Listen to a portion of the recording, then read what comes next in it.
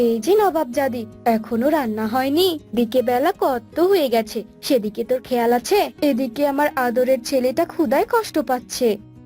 মা, আমি রান্না করছি তো, এই তো প্রায় শেষ। তুমি যাও, আমি নিয়ে আসছি। বন্ধুরা, এই যে টিনা মেয়েটিকে দেখতে পাচ্ছ, এ হলো শেফালির সৎ মেয়ে। টিনার মা গোলাপি অনেক বছর আগেই মারা গেছে। তারপর টিনার বাবা বল্টু শেয়াল শেফালি শিয়ালিনীকে বিবাহ করেছে। বিয়ের কিছুদিন পরও বল্টু শেয়ালও মারা যায়। তারপর থেকে শেফালি টিনাকে বিভিন্নভাবে অত্যাচার করে। মা, এই নাও ভাই আর তোমার খাবার। মা, তোমার এই কুৎসিত কালো মেয়েটা এগুলো কি রান্না করেছে? ভেতরে তো পুরো কাঁচাই আছে, টেনে ছিঁড়তেই পারছি না। এমন কাঁচা মাংস খাওয়া যায়? তুমি কি ওকে কিছু বলবে? কি মুখপুরি কোথাকার, এগুলো কি মাংস রান্না করেছিস? হ্যাঁ, যে আমার ছেলে টেনেই ছিঁড়তে পারছে না, ভেতরটা তো পুরোটাই কাঁচা আছে। তুই কেন যে এই বাড়িতে থাকিস আমি বুঝি না। তোকে বাড়ি ছাড়া না করতে পারলে যে আমার শান্তি নেই। মা, তুমি আমাকে কেন বাড়ি ছাড়া করবে? এ বাড়িতে তোমার যেমন অধিকার আছে, আমারও তেমনি অধিকার আছে। কি বললি? অধিকারের কথা বলছিস? তোর আবার কিসের অধিকার শুনি? এ বাড়িতে যত সয় সম্পত্তি আছে সব আমার ছেলে পাবে, তুই তার কানাকড়িও পাবি না। তোকে আমি শীঘ্রই এ বাড়ি ছাড়া করব। তোর মতো কালো কুৎসিত মেয়েকে আমি এ বাড়িতে রাখবো না। এখন যা যা, থালা বাসনগুলো তাড়াতাড়ি ধুয়ে নিয়ে আয়। এরপর ছোট্ট টিনা থালা বাসনগুলো ধোয়ার জন্য নদীতে গেল। আর নদীর পানিতে থালাগুলো ধুচ্ছিল আর অঝরে কান্না করছিল। মা, বাবা, কেন যে তোমরা আমাকে ছেড়ে চলে গেছো? আমি যে আর সহ্য করতে পারছি না। তোমরা আমাকে কেন রেখে গেলে? কেন তোমাদের সাথে নিয়ে গেলে না? এই সৎ মায়ের অত্যাচার যে আমি আর সহ্য করতে পারছি না। এভাবে খুব কষ্টে টিনা শিয়ালিনীর দিন কাটছিল। একদিন টিনা শিয়ালিনী গরম পানি নিয়ে রান্নাঘর থেকে বের হচ্ছিল।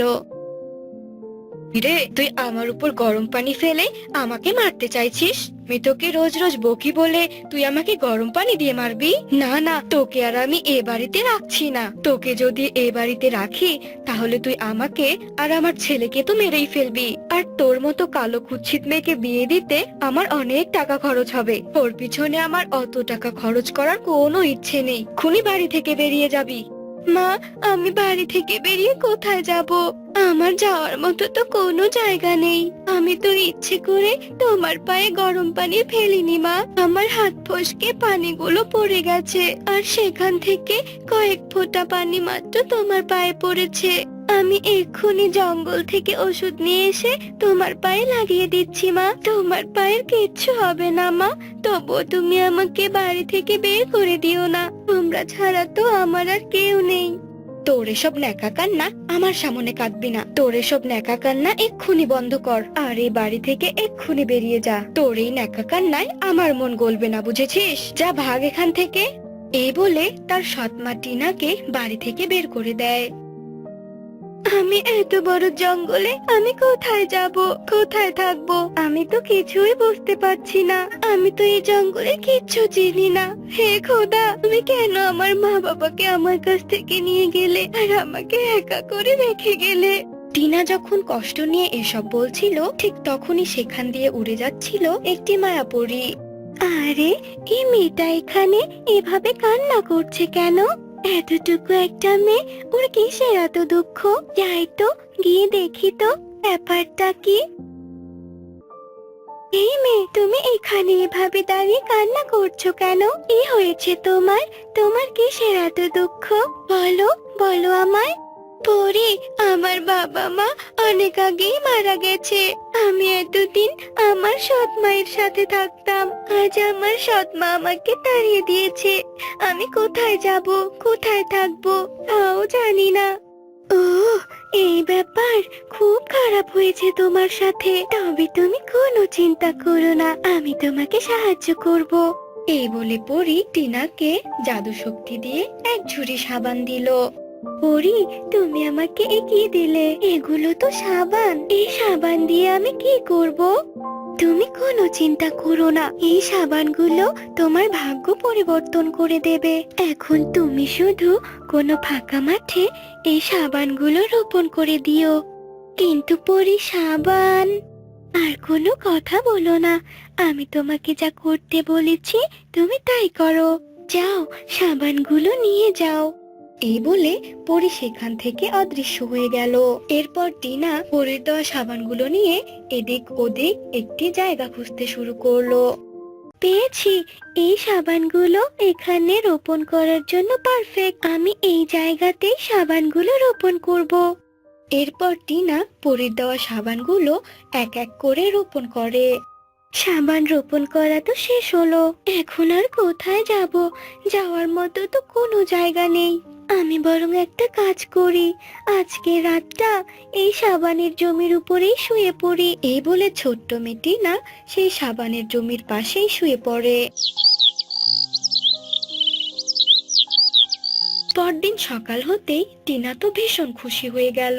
সে দেখলো পরির দেওয়া সাবানগুলো থেকে অনেক বড় বড় সাবানের গাছ হয়েছে, আর তাতে রং বেরঙের সাবান ধরে আছে। আরে বাহ, এক রাতের মধ্যেই এই সাবানগুলো গাছে পরিণত হয়ে গেছে, আর তাতে নানান রকমের সাবানও তো ধরেছে।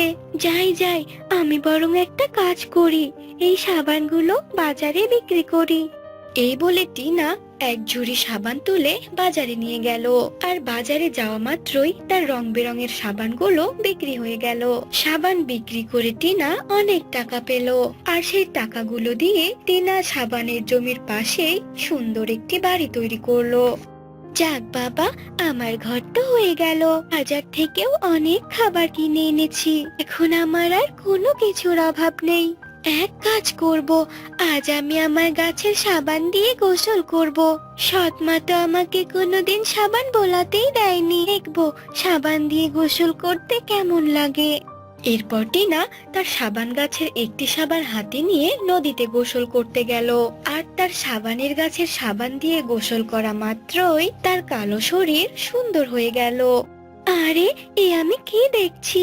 এই তো দেখছি জাদু হয়ে গেল। আমার এমন কালো শরীরটা এমন সুন্দর হলো কি করে?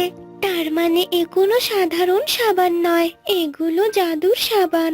আসলে পরি ঠিক কথাই বলেছিল, এই সাবান আমার ভাগ্য পরিবর্তন করে দিল। আজ তো দেখি আমার ভাগ্য পরিবর্তনের সাথে সাথে আমার চেহারাও পরিবর্তন করে দিয়েছে, একদম রূপে গুণে অনন্যা বানিয়ে দিয়েছে আমাকে। এদিকে টিনার সৎ মা তার ছেলেকে নিয়ে অনেক বিপদে পড়ে গেছে।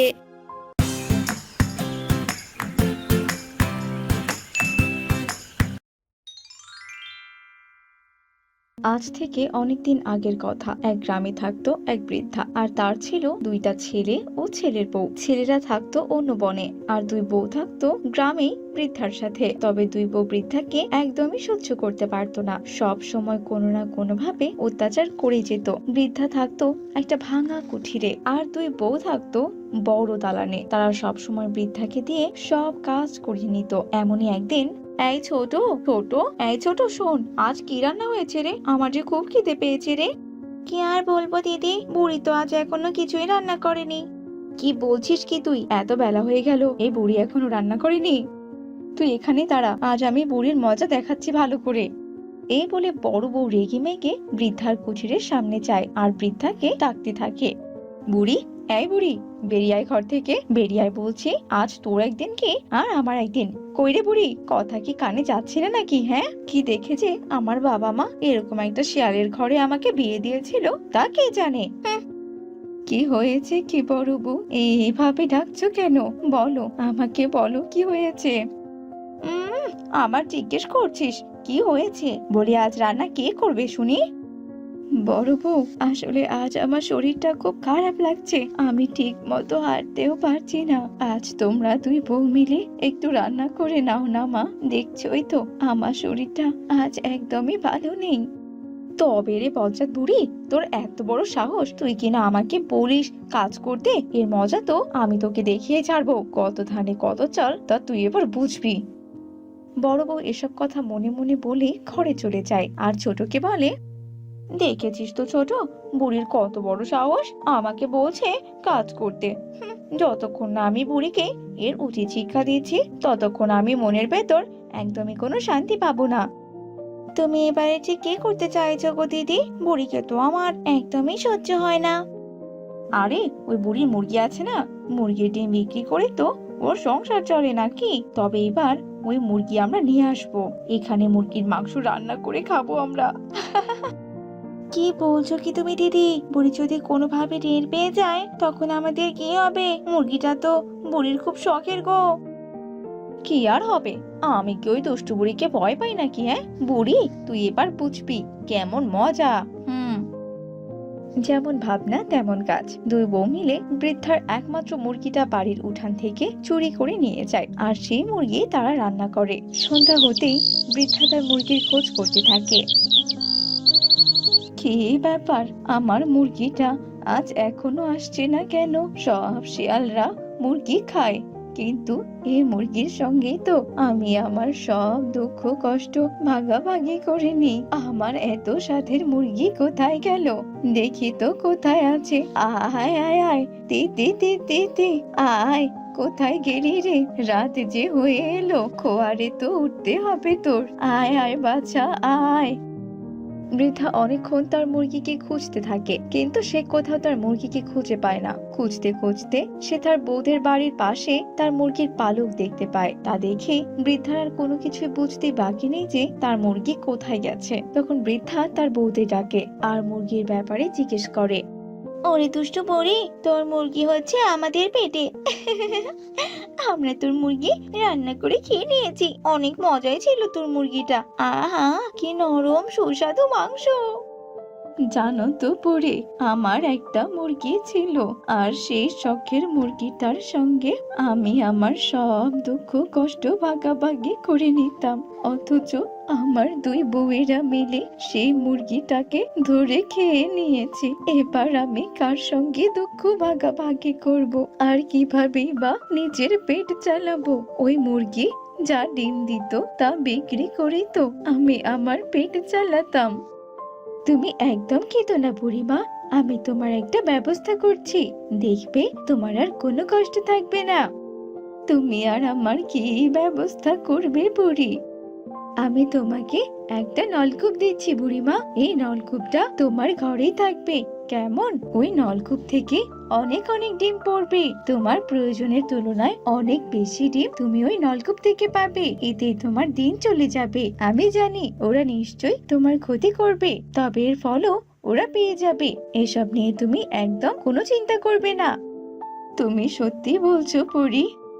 হ্যাঁ বুড়িমা, আমি সত্যি বলছি। এবার আমি আসি, খুব তুমি আর কোনো চিন্তা করো না, দেখবে সবকিছু ঠিক হয়ে যাবে, তোমার আর কোনো চিন্তা থাকবে না।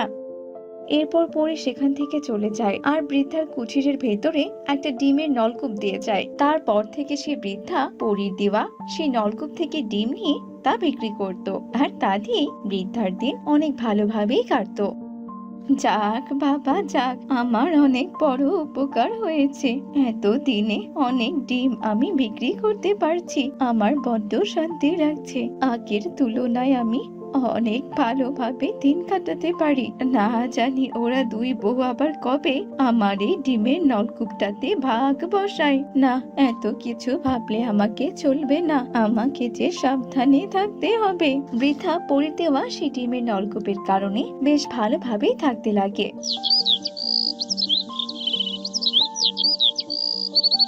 একদিন দিদি, এই দিদি, ওই বুড়ি এত ভালোভাবে থাকছে কি করে বলো তো? কাল দেখলাম জানো তো, ইলিশ মাছ এনে গপ গপ করে কাঁচাই খাচ্ছে। বলো তো ওই বৃদ্ধার আসলে কি হয়েছে? কি এত টাকাই বা ওই দুষ্টু বুড়ি কোথায় পাচ্ছে? হ্যাঁ রে, আমিও তো এটাই ভাবছি, কিভাবে ডিম বিক্রি করছে আর পাচ্ছেই বা কোথায়? আমরা তো ওর একমাত্র মুরগিটাকে ধরে দুজনেই খেয়ে নিয়েছি। শোন ছোট, আমরা বরং এক কাজ করি, বুঝলি? বলো বলো দিদি, কি কাজ করব? জলদি বলো, আমার যে আর তর সইছে না। আমরা বরং লুকিয়ে খোঁজ নেই, আর খোঁজ নিয়ে দেখি ওই বুড়ির এত সুখে থাকার আসল কারণটা কি। বুঝেছিস তো? শুধু একবার জানতে পারি, তারপর ওই বুড়ির কবর আমি করেই ছাড়বো। হ্যাঁ হ্যাঁ, চলো তবে আমরা তাই করি দিদি, চলো চলো। এরপর দুই বউ মিলে খোঁজ নেয় আর তারা দেখে যে বৃদ্ধার কুঠিরের ভেতরে আর সেই বাঁশের নলকূপ থেকে অনেকগুলো করে ডিম পড়ে। দেখেছো দিদি, দেখেছো কি কাণ্ড! এমন কাণ্ড তো আমি আমার বাপের জমেও দেখিনি। তাই তো বলি, এই শয়তান বুড়ি এত এত ডিম কোথায় পাচ্ছে রোজ, আবার ডিমগুলো বিক্রিও করছে। এখন তো দেখছি বাঁশের নলকূপ আছে। আমার মনে হয় কি এই বাঁশের নলকূপটা আমাদের জন্যই এই বুড়ি কাউকে দেখায়নি গো, লুকিয়ে রেখেছে আর এখান থেকে ডিম নিয়ে নিয়ে বিক্রি করছে। আমরা থাকতে কিনা এই অতপছাড়ি বুড়ি এত সুখে থাকবে, আর সেটা কিনা আমরা হতে দিব? কিছুতেই হতে পারে না। আজ বুড়ি ঘুমিয়ে গেলে এই বাঁশের নলকূপ আমি আমার সাথে করে নিয়ে যাব। হুম হুম তুমি একদমই ঠিক বলেছো দিদি, এবার চলো। দুই বউ বুদ্ধি করে বুড়ির ডিমের নলকূপটি চুরি করবে। যেমনি ভাবনা তেমনি কাজ। বৃদ্ধা যখন রাতে ঘুমিয়ে পড়ে তখন দুই বউই লুকিয়ে লুকিয়ে বৃদ্ধার ঘরে প্রবেশ করে। তারা দুজন মিলে বাঁশের নলকূপটি তোলার অনেক চেষ্টা করে। ঠিক তখনই বাঁশের নলকূপ থেকে আগুনের গোলা বেরিয়ে তাদের দুই বউয়ের শরীরে লাগে। তারা দুজনেই বেশ চিৎকার চেঁচামেচি করতে থাকে আর এতে করে বৃদ্ধার ঘুমও ভেঙে যায়। এ কি তোমরা এত রাতে এখানে কেন? আর এ কি হাল হয়েছে তোমাদের? আরে মা, ওসব কথা আপনি পরে শুনবেন, আগে তো আপনি আমাদেরকে বাঁচান। আমরা যে মরে যাচ্ছি, বাঁচান আমাদের। আমরা আর কখনোই আপনাকে জ্বালাতন করব না, এই কথা দিয়েছি। ওরে বাবারে, ওরে মারে, জ্বলে যাচ্ছে। বাঁশের নলকূপ, তুই দাঁড়া, ওদেরকে ছেড়ে দে আর আগুনের গোলা বের করিস না। ওদের যে শিক্ষে হয়ে গেছে, ছেড়ে দে ওদেরকে। বৃদ্ধা বলার সঙ্গে সঙ্গে বাঁশের নলকূপ থেকে আগুনের গোলা বের হওয়া বন্ধ হয়ে যায় আর তারা দুই বউ ছুটে পালিয়ে যায়। এভাবেই দুই বউ তাদের পাপের শাস্তি পায় আর এরপর থেকে কখনোই দুই বউ বৃদ্ধার উপর আর অত্যাচার করেনি।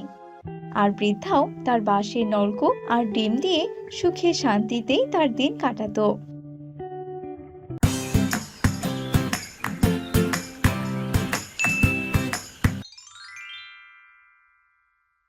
এই কে কি টয়লেটের দরজাটা আবার বন্ধ কেন? এই কে রে? টয়লেটের ভেতরে কে আছিস? তাড়াতাড়ি দরজা খোল, আমি টয়লেটের ভেতরে যাব। বলছি কি বন্ধু বল্টু, আমি যে মন্টি বানর আছি ভেতরে, আমার যে অনেক সময় লাগবে। তুই এক কাজ কর, তুই বরং ঝোপের আড়ালে যা, আমার শেষ হলে তবে আমি বের হব। ওরে বাবারে, এখানে দাঁড়িয়ে দাঁড়িয়ে সময় নষ্ট করলে চলবে না। যাই যাই, তাড়াতাড়ি করে ঝোপের আড়ালেই চলে যাই। পেট শান্তি তো দুনিয়া শান্তি। কি ব্যাপারটা কি? পায়ের উপর এমন ঠান্ডা লাগছে কেন? একবার দেখি তো। ওরে বাবারে, এ তো দেখছি সাপ। পালা বল্টু পালা, তাড়াতাড়ি পালা এখান থেকে। সে কি গো, তোমার আবার কি হয়েছে? এভাবে পাগলের মতো করে তুমি আবার পা কেন নাচাচ্ছ? কি হয়েছে কি তোমার, বলো আমাকে। ওরে বাবারে, ফুস ফুস। আরে আরে, কি হয়েছেটা কি? তুমি এভাবে ফুসফুস কেন করছো?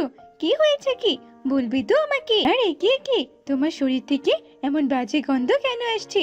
বলছি কি, তুমি বুঝি পায়খানা করে পানি নাওনি? না, আসলে ঝোপের আড়ালে আমি পায়খানা করতে গিয়েছিলাম, আর সেখানেই একটা সাপ এসে আমার পায়ের উপর উঠে পড়েছিল। আমি আর কখনো ওই ঝোপের আড়ালে যাব না। সেখানে আমি পানির বদনাটাও রেখে এসেছি। তোমার মতো স্বামীর তো এটা হওয়াই উচিত ছিল, যত সব। আর হ্যাঁ, শোনো, তুমি আমাদের মেয়ে টিনার জন্মদিনের কিন্তু আর বেশি দিন বাকি নেই। তুমি এক্ষুনি জঙ্গলে গিয়ে সবাইকে দাওয়াত দিয়ে এসো। আচ্ছা আচ্ছা বউ, ঠিক আছে ঠিক আছে, এই আমি এক্ষুনি যাচ্ছি। শোন বিল্লু, আমি আমার মেয়ের জন্মদিন পালন করব। তোর দাওয়াত থাকলো, তুই কিন্তু অবশ্যই আমার মেয়ের জন্মদিনে আসবি। এসব আবার তুমি কি বলছো কি বল্টু ভাই? তোমার মেয়ের জন্মদিন আর আমি কিনা যাব না? তা বলি, তোমার মেয়ের জন্মদিন কবে? এই তো এই মাসের 40 তারিখে। তাই এবার আমি চলি গো, আমাকে আবার আরো বেশ কয়েকজনকে দাওয়াত দিতে হবে। আচ্ছা আচ্ছা, ঠিক আছে বল্টু ভাই। কি বল্টু ভাই আবার কি বলে গেল? কি কোনো মাসের আবার 40 তারিখ হয় নাকি? কি যে বললো, কিছুই তো বুঝতে পারলাম না। যাই, আমি বরং ওর বাড়ি থেকে একটু শুনে আসি। কি বল্টু ভাই, তুমি যে আমাকে দাওয়াত দিয়ে এলে, তা বলছি কোন মাসের 40 তারিখ বলো তো? আমার জানা মতে তো কোনো মাসের 40 তারিখ হয় না। এই হাদারাম, তোকে আবার কে বলেছে 40 তারিখ? হ্যাঁ, কি বল্টু ভাই, তুমি হঠাৎ রাগ করছো কেন? তুমি তো বলে এলে 40 তারিখ। ও হ্যাঁ হ্যাঁ, 40 তারিখই তো হবে। শোন শোন, তোকে তো আমি বলতেই ভুলে গেছি, এই মাসের তো আজকে মাত্র 1 তারিখ, আর ওই মাসের 10 তারিখে আমার মেয়ের জন্মদিন। তাই তো আমি 40 তারিখ বলে এসেছি। এখন তুই বল, আমি কি ঠিক বলিনি? হ্যাঁ, এবার তো আমি বেশ ভালো করেই বুঝতে পেরেছি। হ্যাঁ ভাই, তুমি তো আমাকে পরের মাসের 10 তারিখ বললেই পারতে। শুধু শুধু 40 তারিখ বলার কি দরকার ছিল? যত সব।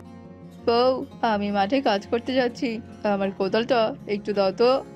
বাবা, ও বাবা, তুমি তো দেখছি একদম ইঁদুরের মতো। ইঁদুররা যেমন এই গাছ থেকে ও গাছে ঘুরে বেড়ায়, ঠিক তেমনি তুমি এই কাজ ছেড়ে ও কাজ ধরো। এখন আবার তুমি কোদাল নিয়ে কি করবে বাবা শুনি? কি আর করবো, ব্যবসা ধরেছিলাম, কিন্তু ব্যবসা তো ঠিক মতো করতেই পারলাম না। তাই তো এবার ব্যবসা ছেড়ে দিয়ে অন্য কাজ করতে হবে। ব্যবসায় লাভ না হলে তো অন্য কাজ করতেই হবে, তাই না?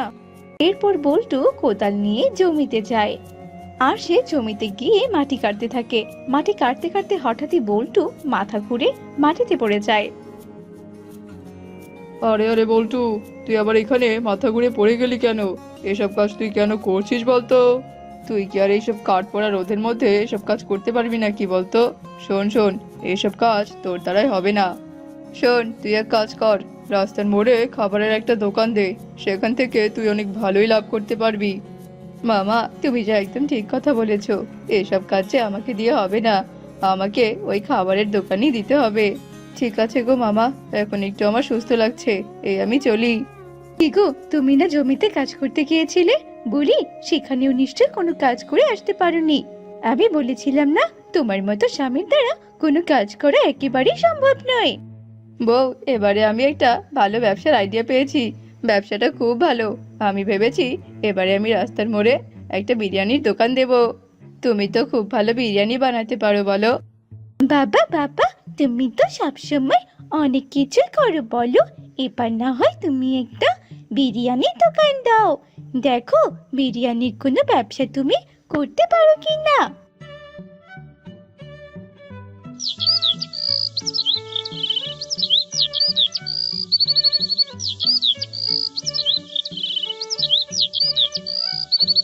বিরিয়ানি আছে, বিরিয়ানি খেয়ে যান খেয়ে যান, অনেক সুস্বাদু বিরিয়ানি আছে, একবার খেলে বারবার খেতে চাইবেন।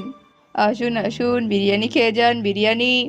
এই বল্টু, এই বলছি, তুই এভাবে এত চিৎকার কেন করছিস? তোর দোকানে তো পোস্টার লাগানোই আছে, যার বিরিয়ানি খেতে ইচ্ছা করবে সে বিরিয়ানি খেয়ে যাবে। ও হ্যাঁ, তাই তো, আমি তো ভুলে গিয়েছিলাম। আচ্ছা আচ্ছা ঠিক আছে কিংকং ভাই, আজ থেকে আমি আর চিৎকার করব না। আচ্ছা আচ্ছা ঠিক আছে, এবার দে তো দে, আমাকে 1 প্লেট বিরিয়ানি দে।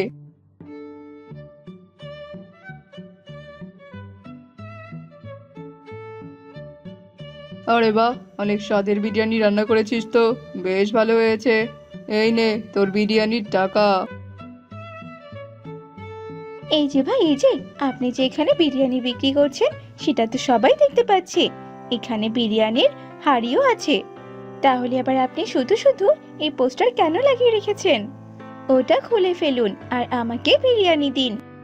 আরে আরে তাই তো, আমি তো ভুলেই গিয়েছিলাম। আচ্ছা আচ্ছা ঠিক আছে, আমি এক্ষুনি পোস্টারটা খুলে ফেলছি। এরপর বল্টু চুমকির কথা শুনে পোস্টার খুলে ফেলে আর চুমকি বিরিয়ানি খেয়ে সেখান থেকে চলে যায়। এভাবে কেটে যায় বেশ কয়েকদিন।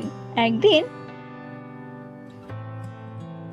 কি ব্যাপার কি বল্টু, তুই এভাবে এখানে মাথায় হাত দিয়ে বসে আছিস কেন? বলছি, তোর ব্যবসা কেমন চলছে বলতো? হ্যাঁ রে বানর, মনে তো হচ্ছে আমি এই ব্যবসাটাও করতে পারবো না। প্রথম প্রথম তো ব্যবসাটা আমার বেশ ভালোই চলছিল, কিন্তু এখন আর চলছে না। কোনো কাস্টমারই যে আমার দোকানে আর আসছে না। আসবে আবার কোত্থেকে? তুই যে একটা ব্যানার লাগিয়েছিলি, সেই ব্যানারটা কোথায়? বলি, তুই যে বিরিয়ানি বিক্রি করিস সেটা কি কেউ জানে নাকি বলতো? বন্ধু, একটা ম্যাডাম এসেছিল আমাদের দোকানে, বলছিল ওই ব্যানারটার জন্য নাকি বিরিয়ানির দোকানটাই ঠিক মতো দেখা যায় না। তার কথা শুনে আমি ব্যানারটা খুলে রেখেছি, আর সেদিনের পর থেকে আমার ব্যবসা লাঠি উঠেছে। লাঠি উঠবে না আবার? তুই তো সবসময় এভাবেই ধরা খাস। দোকানে কি বিক্রি হয় সেটা যদি কেউ না জানে, তাহলে তোর দোকানে কেন আসবে বলতো? তুই এক কাজ কর, তাড়াতাড়ি করে ব্যানারটা লাগা। কিরে বল্টু, তোকে বলেছিলাম না? ওই দেখ দেখ, কাস্টমার দিয়ে দোকান একদম ভরে গেছে। এবার জলদি করে আমাকে 1 প্লেট বিরিয়ানি দে। তুই একদম ঠিক কথা বলেছিস বন্ধু। আজ থেকে আমি আর কখনো অন্যের কথা কানে নেব না, নিজের বুদ্ধিতে নিজেই চলবো।